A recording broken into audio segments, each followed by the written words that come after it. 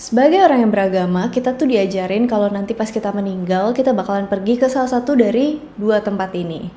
Kalau semasa hidup kalian sering berbuat kebaikan, maka nanti kalau kalian meninggal, kalian bakalan pergi ke suatu tempat yang damai, penuh kenikmatan, yang secara umum disebut dengan istilah surga. Kalau semasa hidup kalian sering bikin hal-hal yang jelek, ngerugiin orang lain, kalau kalian meninggal, kalian bakalan berakhir di suatu tempat penuh penderitaan dan siksaan yang secara umum dikenal dengan istilah neraka. Jadi pilihannya cuma ada dua. Kecuali kalau kalian bikin agama baru terus nambahin konsep yang lain. Tapi secara umum sebagian besar kepercayaan di dunia itu mengenal konsep adanya surga dan juga neraka. Di video kali ini kita lagi pengen bahas tentang penggambaran surga di berbagai kepercayaan. Kalau neraka kayaknya udah sering ya di channel ini. Soalnya meskipun beberapa kepercayaan itu sama-sama punya konsep tentang surga, tapi penggambaran surga di tiap kepercayaan itu ternyata sangat berbeda satu sama lainnya. Ada yang bilang kalau surga adalah tempat yang sangat indah, dipenuhi kebun, sungai, yang jadi tujuan akhir jiwa kita setelah meninggal. Ada juga yang bilang kalau surga tuh tempat yang indah, tapi kita nggak bakalan selamanya ada di sana. Pokoknya penggambaran surga ya beda-beda, tergantung kalian melihatnya dari sudut pandang kepercayaan yang mana. Jadi kalau kalian penasaran seperti apa penggambaran surga di kepercayaan yang lain, nonton videonya sampai habis.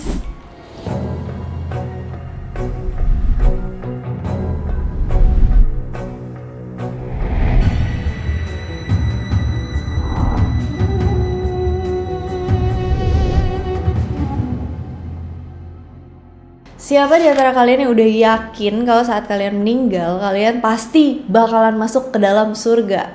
Atau mungkin ada di antara kalian yang udah ngerasa kalau saat kalian meninggal, kayak gue udah pasti masuk neraka deh. Sebenarnya tiap kepercayaan itu punya standar masing-masing ya, tentang apa aja yang harus dilakuin supaya orang bisa masuk ke surga. Kalau dalam kepercayaan Yahudi, seseorang dikatakan bisa masuk ke dalam surga atau Gan Eden kalau semasa hidupnya udah sering ngelakuin banyak mitzvah. Apa itu mitzvah? Itu perintah Tuhan.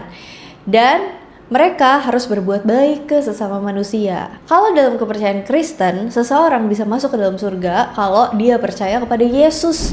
Dia ngikutin ajaran dalam Alkitab dan melakukan perbuatan baik selama hidupnya. Dalam kepercayaan Islam, seseorang dikatakan bisa masuk surga kalau orang tersebut percaya kepada Tuhan dan mengikuti ajaran-ajaran yang ada di dalam Al-Quran dan hadis Nabi. Simpelnya kayak gitu. Di sini kalian mungkin udah ngerti ya kalau tiap kepercayaan itu punya syarat tertentu supaya bisa masuk ke dalam surga. Sekarang kita bakalan bahas gimana keadaan atau konsep surga di masing-masing kepercayaan ini. Konsep surga Zoroastrianisme. Penggambaran surga yang pertama kita bahas adalah penggambaran surga di kepercayaan Zoroastrianisme atau Zoroaster. Beberapa di antara kalian ada yang baru pertama kali denger nama kepercayaan ini satu ini.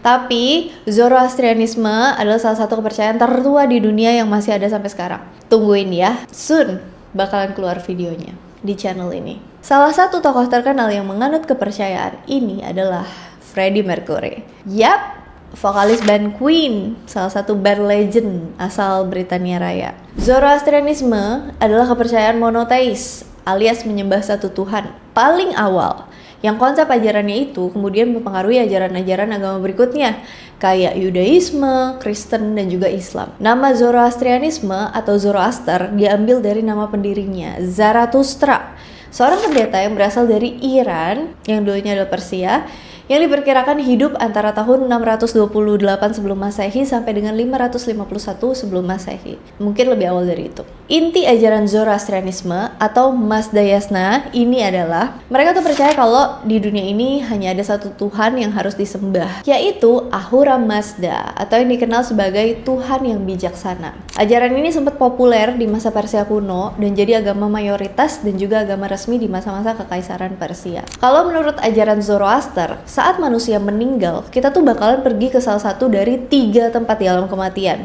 tergantung dari amalan perbuatan kita.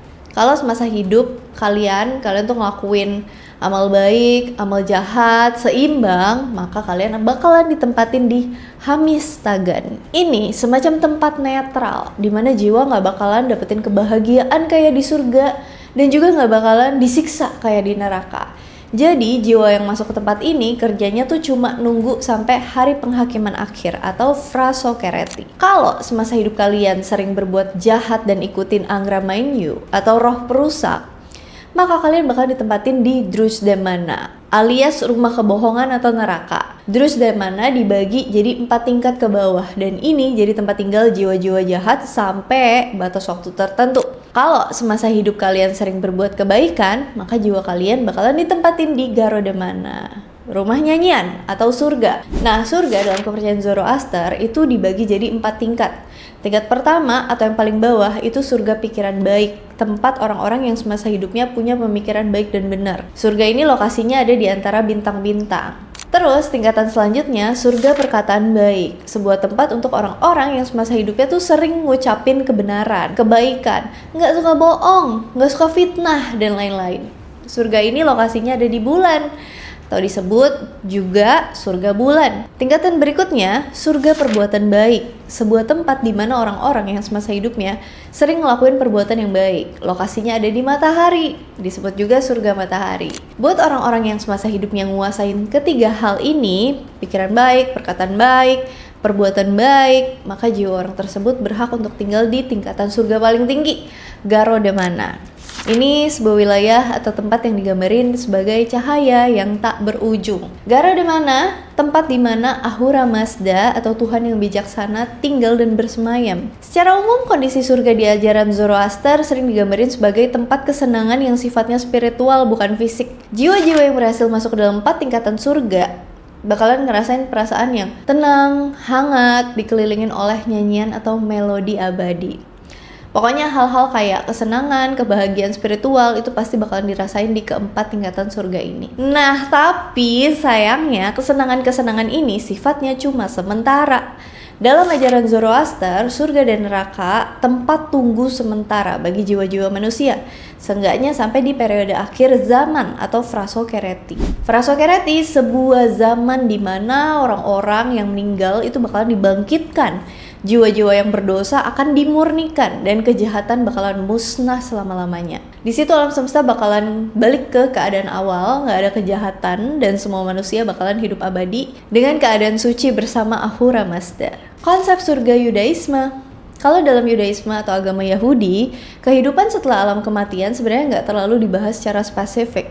Maksudnya orang-orang Yahudi sebenarnya nggak terlalu peduli sama apa yang terjadi setelah manusia meninggal. Mereka diajarin buat lebih fokus ke kehidupan di dunia yang sekarang atau Olam Hazeh sebagai persiapan untuk dunia yang akan datang atau Olam Haba. Jadi meskipun Judaisme ini adalah salah satu dari 3 agama Abrahamik, tapi konsep tentang perjalanan jiwa manusia di Yudaisme sangat berbeda dengan apa yang diajarin di Kristen dan juga Islam. Meskipun Yudaisme nggak secara spesifik membahas perjalanan jiwa setelah kematian di Taurat, tapi dalam tradisi rabbinik dituliskan ada beberapa alam yang jadi tujuan jiwa manusia setelah mengalami kematian fisik. Alam tersebut adalah Gan Eden, yang mirip sama konsep surga, dan Gehenna atau Gehinom, yang mirip sama konsep neraka. Menurut tradisi itu, setelah kita meninggal, kita bakalan pergi ke salah satu dari 2 tempat itu. Kalau semasa hidup kalian berbuat baik, ngejalanin perintah Tuhan, setelah meninggal, kalian akan pergi ke Gan Eden dan beristirahat di sana. Sebaliknya, kalau hidup kalian di dunia tuh biasa-biasa aja, kadang-kadang berbuat dosa, setelah meninggal kalian bakalan pergi ke Gehenom. Meskipun Gehenom sering disebut sebagai neraka versi Yahudi, tapi sebenarnya Gehenom ini lebih mirip kayak tempat penyucian jiwa.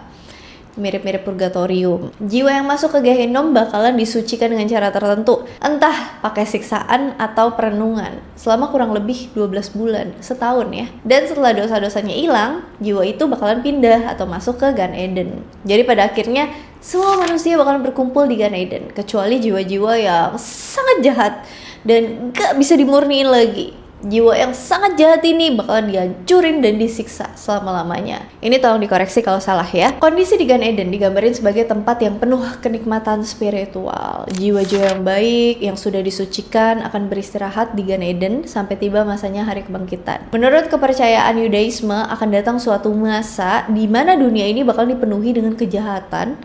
Terus Mesias bakal muncul dan orang yang udah meninggal bakalan dibangkitin. Jiwa-jiwa yang udah berada di Gan Eden bakal balik ke bumi dan menyatu dengan tubuhnya dan bersiap-siap memasuki periode Olam Habah. Olam Habah ini sebuah keadaan dunia yang sangat ideal, gak ada lagi kejahatan, gak ada lagi kematian, manusia bakal ngalamin kenikmatan ilahi secara fisik dan jiwa, dan juga kebahagiaan yang abadi. By the way, di sini perlu digarisbawahi ya, kalau istilah Gan Eden dan Olam Haba itu kadang-kadang dipakai secara bergantian buat nyebutin surga di ajaran Yudaisme. Jadi ini balik lagi tergantung kalian merujuk ke sumber yang mana. Selain Gan Eden, surga dalam Yudaisme juga sering disebut dengan istilah Shamaim. Tapi kalau Shamaim mungkin lebih spesifik sebagai surga tempat tinggal Tuhan dan malaikat. Shamaim ini kalau nggak salah terdiri dari 7 tingkatan, dan di tingkatan paling atas adalah tempat tinggal di mana Tuhan berada. Selain itu ada juga istilah Sheol yang biasa dipakai buat menyebut alam kematian dalam teks-teks awal Yudaisme. Jadi mungkin di sini ada perbedaan tergantung kalian ngambil sumbernya dari mana. Tapi balik lagi, ajaran Yudaisme sebenarnya gak secara spesifik membahas apa yang terjadi setelah kematian. Mereka cuma fokus di kehidupan yang sekarang, sekaligus mempersiapkan tempat mereka nanti di Olam Haba atau dunia yang akan datang. Konsep surga dalam kekristenan. Secara umum orang-orang Kristen diajarin kalau tujuan akhir manusia setelah meninggal adalah pergi ke salah satu dari 2 tempat. Kalau orang itu mengimani Yesus dan melakukan perbuatan baik, orang itu bakal berkumpul lagi bersama Yesus di surga. Sebaliknya, kalau orang itu berbuat jahat, gak percaya Yesus, mereka bakal ditempatin di neraka dengan hukuman yang kekal. Simpelnya seperti itu. Tapi meskipun surga dan neraka itu tujuan akhir, setelah kita meninggal, jiwa kita itu gak bakalan langsung pergi ke surga ataupun neraka. Sebelum ke surga atau neraka, jiwa-jiwa manusia bakalan dikumpulin di sebuah tempat yang dikenal dengan sebutan Sheol di Alkitab Perjanjian Lama. Kalau di Perjanjian Baru dikenal dengan sebutan Hades. Istilah Sheol ini sama dengan pengertian Sheol di Yudaisme, sebuah alam kematian, tempat tinggal sementara jiwa-jiwa manusia, baik yang jahat maupun yang baik. Kalau di Perjanjian Baru, tempat tinggal sementara ini disebut Hades. Ada juga yang bilang kalau Hades adalah tempat siksaan sementara untuk jiwa-jiwa yang jahat. Tapi Hades sendiri beda nih sama Gehenna tadi di konsep Yudaisme, neraka. Sedangkan bagi jiwa orang yang percaya akan beristirahat sementara di Firdaus sambil menantikan hari kebangkitan. Firdaus atau kadang disebut surga digambarin sebagai suatu tempat yang penuh kenikmatan, kegembiraan, dan kedamaian yang semua itu dirasakan secara rohani, nggak secara fisik. Lokasinya berada jauh di atas langit, tempat tahta Allah dan Kristus berada. Meskipun kondisi di Firdaus sangat enak dan nyaman, tapi tujuan akhir manusia bukanlah di situ. Seenggaknya menurut ajaran Kristen. Sebenarnya konsep alam kematian di Kristen sendiri ada beberapa pandangan. Ada yang bilang setelah manusia meninggal, jiwanya bakal pergi ke suatu tempat kayak yang tadi aku bilang ya, Sheol, Hades, atau disucikan. Kembali dengan konsep purgatori atau api penyucian. Lama tuh biasanya di situ. Ada yang cuman berapa bulan, berapa tahun, ada yang puluhan tahun, bahkan ratusan tahun. Tergantung berat dosanya. Terus setelah mereka menyucikan diri di purgatori atau api penyucian ini, mereka baru bisa masuk ke surga karena jiwanya sudah murni. Terus ada juga yang bilang kalau setelah manusia meninggal, jiwa manusia bakal kayak dalam keadaan tidur, gak sadar, sampai pada waktu kebangkitan nanti. Intinya ada banyak pendapat atau pandangan dalam ajaran Kristen soal gimana keadaan jiwa manusia setelah mereka meninggal. Tapi yang pasti, setelah jiwa-jiwa ini meninggal, mereka akan dibangkitkan kembali setelah kedatangan Yesus Kristus yang kedua. Setelah jiwa-jiwa ini dibangkitkan dan menyatu dengan tubuh kebangkitan mereka, maka jiwa-jiwa ini akan melalui penghakiman akhir di hadapan Tuhan. Orang yang dibenarkan dan percaya dengan Yesus akan disediakan tempat tinggal di Yerusalem baru yang ada di langit bumi yang baru. Yerusalem baru dipercaya sebuah kota suci yang asalnya dari surga. Setelah peristiwa penghakiman akhir, jiwa-jiwa manusia sudah diadili, maka bumi yang sekarang dan tempat tinggal sementara roh jiwa akan dihancurkan dan dilempar ke dalam api. Setelah itu Allah akan menciptakan langit bumi yang baru dan menurunkan kota suci Yerusalem baru di tengah-tengah bumi yang baru ini. Turunnya Yerusalem baru di tengah bumi akan menghapus jarak antara bumi dan surga. Menurut kitab Wahyu pasal 21-22, Yerusalem baru digambarkan sebagai kota yang sangat luas, punya tembok tinggi dan tebal yang terbuat dari batuan kristal dan permata. Kota ini punya 12 pintu gerbang dari mutiara dan jalan kota itu terbuat dari emas murni. Kota itu digambarin sangat terang dengan cahaya Tuhan. Di tengah kota ada sungai-sungai jernih yang ngalir, dan di sekeliling sungai ada pohon-pohon kehidupan yang menghasilkan buah-buah dan daunnya bisa dipakai sebagai obat. Kota Yerusalem baru inilah yang kemudian dikenal sebagai surga yang kekal. Orang-orang yang percaya dan dibenarkan akan tinggal di kota yang baru dan hidup kekal bersama Tuhan. Sedangkan orang-orang yang bersalah bakalan dihukum dengan dilemparkan ke lautan api untuk selama-lamanya. Jadi kesimpulannya dalam ajaran Kristen secara umum dikenal adanya 2 konsep surga. Surga sementara atau Firdaus dan juga surga yang kekal yang ada di Yerusalem baru. Kalau di Firdaus, kenikmatan dan kedamaian surga hanya bisa dirasakan secara rohani, sedangkan di Yerusalem baru, kenikmatannya bisa dirasakan secara fisik dan rohani. Mengenai konsep ini, karena kepercayaannya sangat macam-macam sekali, ini mohon dikoreksi kalau salah ya, karena sekarang aliran Kristen pun banyak. By the way, kalau kalian nonton video aku soal kitab Henokh dan Dante, Divine Comedy, kalian mungkin notice kalau surga itu ada banyak tingkatan ya. Tapi kalau dalam Alkitab sendiri, baik di Perjanjian Lama dan Perjanjian Baru, nggak disebutin tentang adanya tingkatan surga. Dalam kitab Perjanjian Lama, ada istilah Shamayim dari bahasa Ibrani, kadang diterjemahin sebagai langit atau surga. Dan Shamayim punya 3 tingkatan, tapi konteksnya di situ sebenarnya adalah tingkatan langit bukan surga. Ini yang mungkin bikin sebagian orang berpikir kalau surga itu ada tingkatan-tingkatannya. Sekali lagi mohon dikoreksi kalau salah. Saya buka ruang untuk berdiskusi secara sehat di kolom komentar. Konsep surga Islam. Karena Islam adalah salah satu agama Abrahamik, maka konsep perjalanan jiwa manusia setelah meninggal di ajaran Islam mirip sama ajaran Yudaisme dan juga Kristen. Jadi menurut ajaran Islam, setelah manusia meninggal, tubuh dan jiwanya terpisah. Lalu jiwa orang tersebut bakalan memasuki sebuah alam yang dikenal dengan sebutan alam barzakh atau alam kubur. Jiwa-jiwa yang sudah meninggal akan menghabiskan waktunya di alam barzakh sampai pada saatnya hari kebangkitan atau alam akhirat. Jadi bisa dibilang alam barzakh ini adalah alam yang letaknya di antara alam dunia sekarang dan alam akhirat. Kondisi tiap jiwa yang menghuni alam barzakh itu beda-beda tergantung amal perbuatan mereka di dunia. Kalau di dunia orang itu sering berlaku baik, menjalankan perintah agama, khususnya Islam, maka orang tersebut akan berada di alam barzakh dengan penuh kenikmatan. Dan jiwa-jiwa baik ini akan diperlihatkan tempatnya nanti di surga. Sedangkan orang yang semasa hidupnya sering berbuat dosa, nggak jalanin perintah agama, orang itu akan menjalani tiap waktu di alam barzakh dengan penuh siksaan. Soal siksaan di alam barzakh ini ada beberapa pendapat. Ada yang bilang kalau jiwa itu udah menjalani hukuman sampai dosanya habis, maka setelah kebangkitan nanti orang itu bakalan masuk ke surga. Ada juga pendapat lain yang bilang kalau jiwa tersebut udah disiksa di alam barzakh, tapi dosanya nggak habis-habis, maka dia bakalan menjalani hukuman lagi di neraka. Nah, jadi jiwa-jiwa manusia yang udah meninggal semuanya akan masuk ke alam barzakh untuk sementara. Mereka berada di sana sampai tiba waktunya hari kiamat. Di hari kiamat, bumi dan alam semesta bakalan hancur dan semua makhluk di bumi akan musnah. Setelah peristiwa kehancuran kiamat, jiwa-jiwa yang udah meninggal bakalan dibangkitkan kembali dan dikumpulkan di suatu tempat yang disebut Padang Mahsyar. Di Padang Mahsyar inilah manusia akan diadili di hadapan Tuhan. Kalau orang itu punya timbangan amal kejahatan yang lebih berat daripada kebaikannya, orang itu akan dipersulit melintasi jembatan Sirat dan masuk ke dalam neraka jahanam.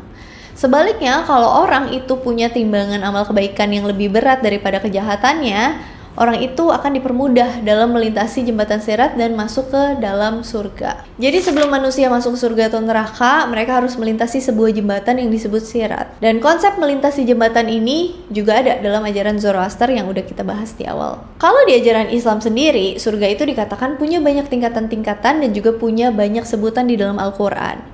Di antara tingkatan-tingkatan surga yang paling tinggi kedudukannya adalah surga Firdaus, Jannah Al-Firdaus. Dalam hadis riwayat Bukhari dan Muslim, dikatakan bahwa surga Firdaus ini surga yang derajatnya paling tinggi dan berada di tengah-tengah lingkungan surga. Firdaus sendiri artinya adalah kebun, taman, atau wilayah yang subur, yang di dalamnya banyak mengalir sungai-sungai.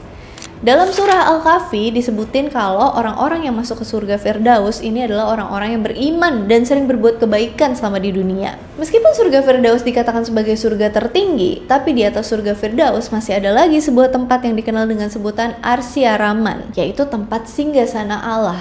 Selain surga Firdaus, ada juga surga-surga yang lain. Ada surga yang terbuat dari intan berwarna putih, surga Naim yang terbuat dari perak putih, dan masih banyak lagi. Pintu masuk surga itu dikatakan jumlahnya tuh ada 8 pintu yang bisa dimasukin sesuai dengan amalan apa yang orang itu lakukan selama di bumi. Misalnya ada pintu surga yang khusus bisa dimasukin sama pemimpin yang baik dan gak korup.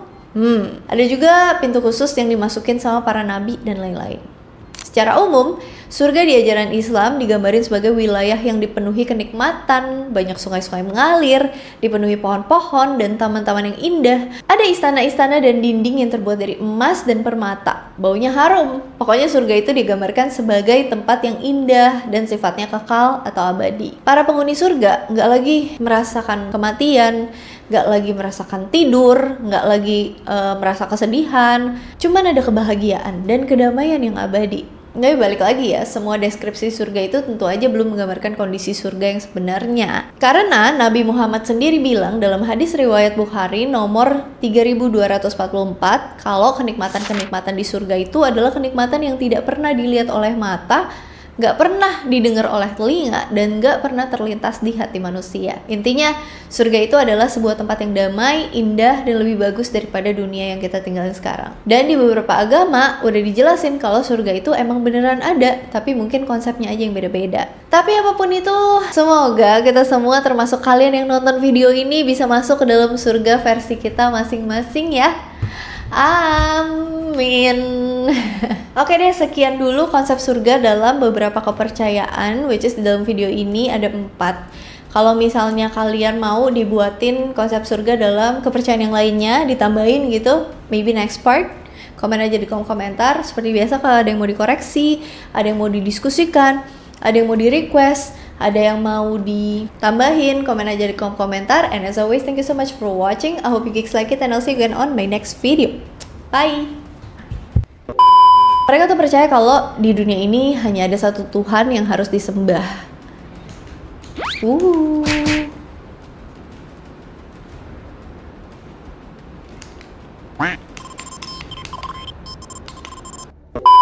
Gehenna atau Gehinnom dan Gehenna atau Guhinom yang mirip sama konsep neraka.